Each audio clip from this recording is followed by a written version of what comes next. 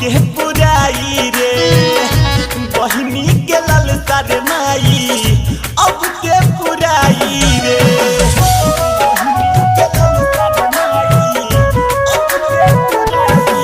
केहू नइखे बांधे वाला रखिया के डोर के सोची सोची भर जाता अखिया लोर से केहू नइखे बांधे वाला रखिया के डोर के सोची सोची भर जाता अखिया लोर से सुना सुना लागो ताटे रे माई रे सुना सुना लागो ताटे हमनी के कलाई रे बहिनी के ललसा रे माई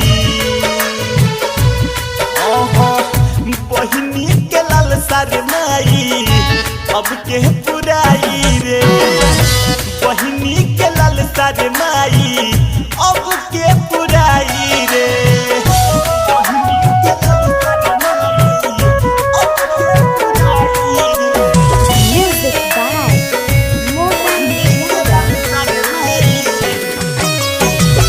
केहू के भरल बाटे राखी से कलाई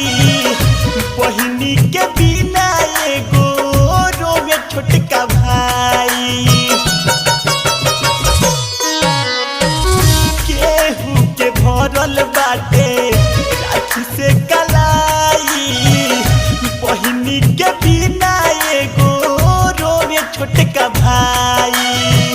दीदी दीदी कही के बोलो रे माई रे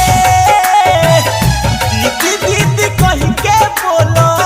कहाँ हम जाई रे बहिनी के ललसा रे माई ओहो बहिनी के ललसा रे माई अब के पुराई रे बहिनी के ललसा रे माई अब के पुराई रे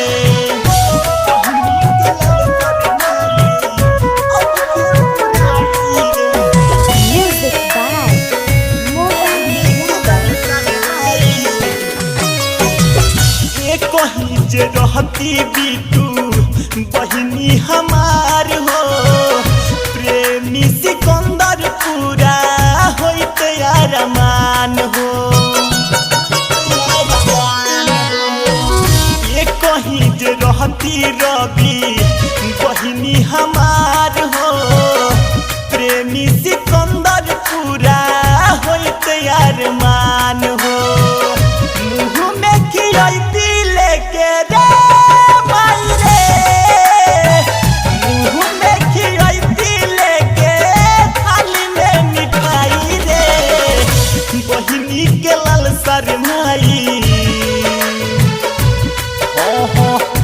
बहिनी के ललसा रे माई अब के पुराई रे बहिनी के ललसा रे माई अब के पुराई रे